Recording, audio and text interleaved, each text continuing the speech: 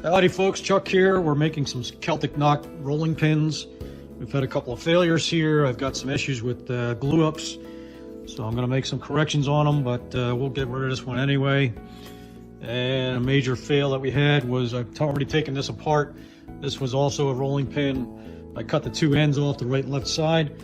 Decided to play with it anyway. When life hands you a lemon, just make lemonade. And there's what I come up with. This could be a weed pot or a candle holder.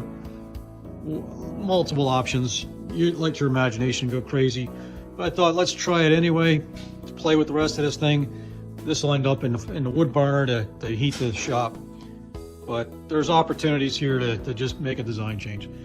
So at this point, I'd say go make some of your own dust and have a great night.